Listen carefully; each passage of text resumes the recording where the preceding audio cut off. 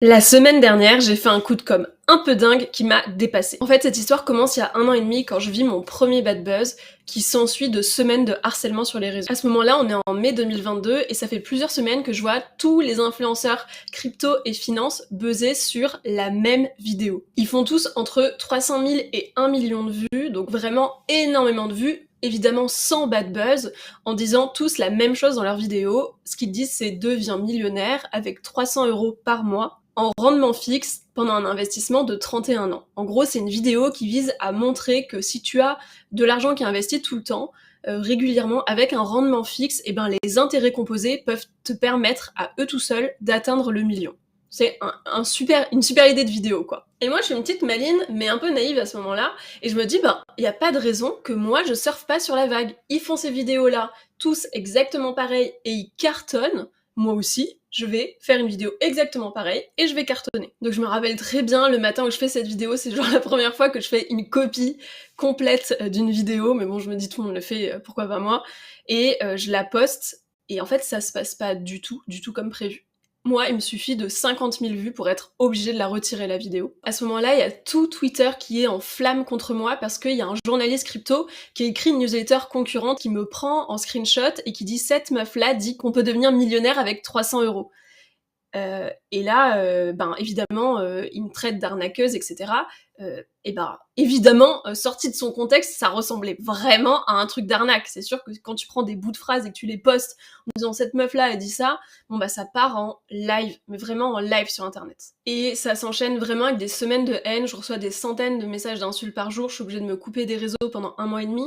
Le journaliste vient s'excuser en message privé, évidemment, il publie pas d'excuses publiques, donc moi bah ça continue, le truc se développe de plus en plus. À ce moment-là, je suis encore super naïve et je comprends pas pourquoi en ayant dit la même chose que tout le monde, je me retrouve à être autant harcelée comme si j'étais une arnaqueuse. Je trouve ça injuste et faux, quoi.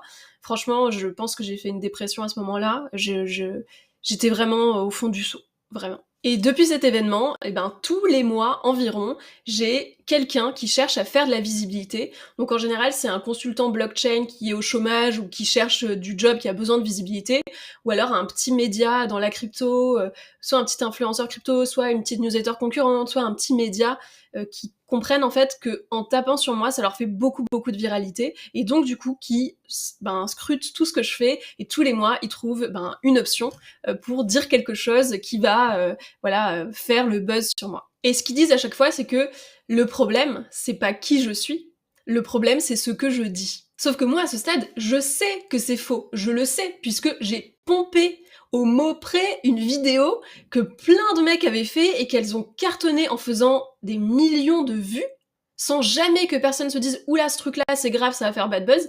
Et moi, quand je le fais, il faut que 50 000 vues pour que ça parte en bad buzz. Et c'est là que j'imagine l'opération de la semaine dernière. Donc je me dis, pendant 5 jours, je vais reprendre uniquement les contenus de mes concurrents, des acteurs de l'écosystème crypto qui prennent pas de bad buzz sur ces contenus-là. Je vais les poster. Et on va bien voir si mes concurrents osent se lever en chevalier blanc contre ce que je dis, alors que ce que je dis, c'est leurs mots pompés. Et j'ai tourné un journal vidéo chaque jour de ce coup de com', là, pendant ces 5 jours, et ça va franchement de mal en pis, tu vas voir. On est lundi 20 novembre, au moment où je tourne cette vidéo, je me retrouve à dire millionnaire crypto toutes les 2 phrases, et je vois pas comment ce truc-là peut bien se passer. Donc là, je suis dans l'attente, je viens de tourner les vidéos, j'ai déjà écrit les mails, et je vais mettre sur internet la première vidéo. J'ai archi peur de ce qui va se passer, mais enfin bon, on verra. On est jour 2, mardi 21 novembre. Hier, il s'est rien passé. J'ai monté d'un cran pour mardi, donc aujourd'hui. J'ai fait partir un mail qui dit genre tu as une crypto de changer ta vie, un truc comme ça, donc un titre que j'avais récupéré, et je te révèle ma méthode pour devenir millionnaire, que ça je répète tout du long pendant toute la semaine jusqu'à la vidéo de reveal. Ça y est, ça commence. J'ai eu quelques personnes qui se sont excitées, et notamment là j'ai vu sur LinkedIn un premier post de quelqu'un avec des screenshots de stories et de mails. Donc c'est quelqu'un qui est abonné à la newsletter, et comme par hasard, évidemment, ça je m'y attendais, hein, mais c'est un concurrent. Mais c'est toujours des concurrents, hein, de toute façon, qui disent ça. qui saute sur l'occasion. Pour l'instant, c'est pas encore parti en méga live, ça fait juste ça, mais il se peut que ce soit le début de quelque chose, on va voir. Je sais pas comment je vais passer la semaine, à mon avis, ça va être très très compliqué. Heureusement que c'était quelque chose qui était prévu. Putain, j'ai tellement peur que ça parte en live. Et en même temps, je le sais, hein, je cherche la merde parce que j'ai voulu prouver ce truc-là, donc je le fais, mais j'ai peur, quoi. Et là, bon, bah, ça commence. J'ai peur. On est mercredi 22. Je me suis réveillée ce matin, c'était parti en live sur Twitter. C'était parti en live sur Instagram aussi. Attends, qu'est-ce que j'ai loupé? Ouais, donc principalement sur Instagram et Twitter. Donc j'ai eu LinkedIn, Instagram et Twitter. Pour l'instant, à chaque fois, c'est des concurrents. Ce qu'ils font dans leur positionnement, à partir du moment où ils décident de me taper dessus, c'est que ils vont faire comme si je faisais mal au marché. Et que eux, ils étaient là pour soutenir le marché. Et que je veux dire, Sisi se fait virer, le boss de FTX, il a détourné des millions, moi j'ai juste employé le mot millionnaire une fois et je fais mal au marché. Enfin, je veux dire, il y a vraiment 2 poids 2 mesures, surtout que c'est même pas mes mots pour le coup, c'est les leurs. C'est des vautours qui tournent autour de moi et chaque jour je me réveille en me disant « Oh là là, qu'est-ce qu'ils vont réussir à faire cette fois-ci ?»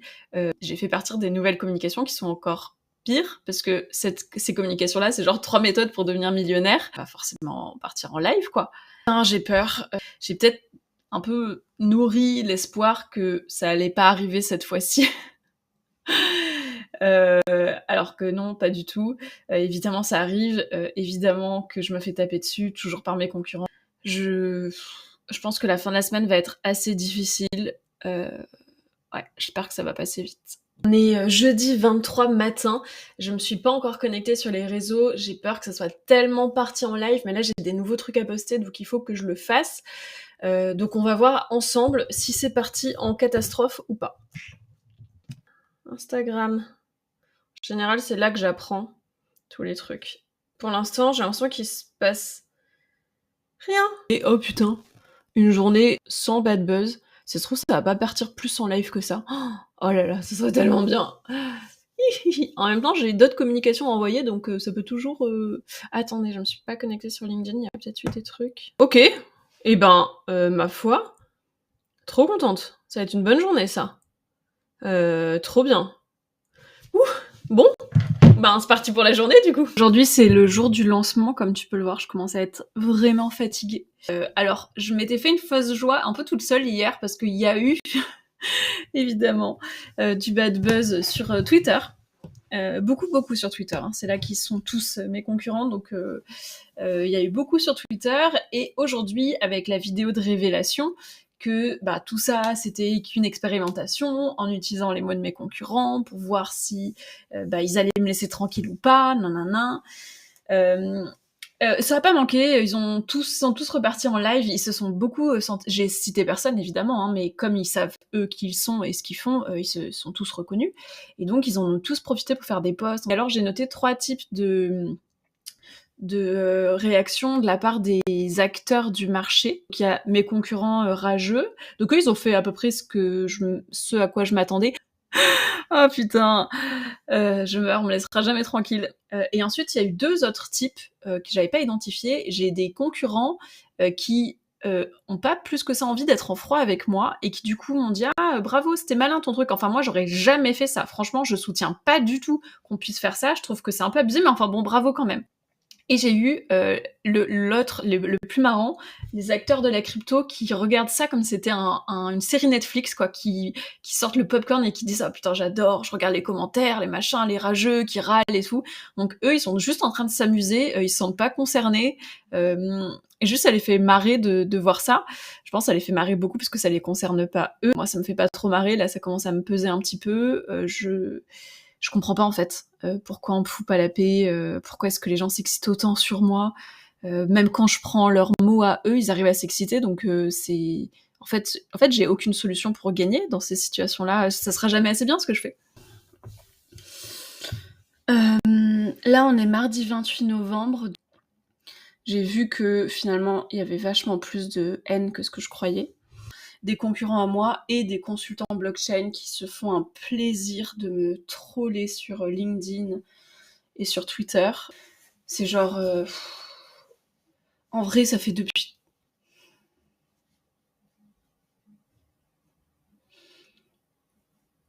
Je sais pas, je pense...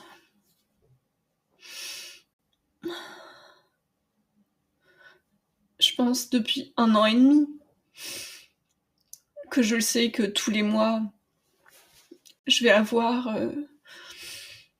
des gens qui vont prendre du temps pour regarder tout ce que je fais et poster des trucs pour dire que ce que je fais c'est de la merde, que je suis nulle, ou que... Soit que je suis nulle, soit que je suis conne, soit que je suis une arnaqueuse, soit que je suis malveillante, ou je sais pas. De regarder ce que fait la concurrence et d'aller publiquement dire que c'était de la merde, enfin... Je sais pas, j'estime que c'est pas une très bonne pratique dans la vie de faire ce genre de choses. J'ai l'impression de faire quand même les choses du mieux que je peux avec tout mon cœur. Je comprends juste pas en fait comment c'est possible de passer autant de temps et autant d'énergie à dégommer quelqu'un comme ça publiquement, et je trouve juste que c'est beaucoup plus dur d'y arriver dans ces conditions. Au final, je ne vais jamais gagner. J'aurai toujours à traverser le harcèlement ou la haine de la majorité des consultants blockchain au chômage, des journalistes crypto vieillissants ou des petits médias dans la crypto qui sont pas encore rentables. Parce que c'est leur source de visibilité. Et c'est ok. Parce que j'ai déjà gagné. Parce que depuis 2 ans et demi, j'écris tous les lundis une newsletter à 64 000 personnes qui est devenue numéro 1 en France en à peine 6 mois. Parce qu'en 2 ans, j'ai écrit et publié 2 best-sellers sur la crypto. Parce que j'ai produit un podcast de 60 épisodes sur la crypto qui est au top d'Apple Podcast. J'ai gagné car à moi toute seule, j'ai aidé des milliers de personnes à se sentir moins nulles et à comprendre les cryptos. Tout ça, je l'ai fait avec le sourire pendant que je subissais ce harcèlement. Mais grâce à tous vos messages et tout votre soutien, je sais que ça vaut le coup. Je sais qu'un jour le monde changera, que j'aurai été du bon côté et que vous aussi. Car à chaque fois que vous êtes avec moi, vous faites un peu changer ce monde pourri. Alors merci.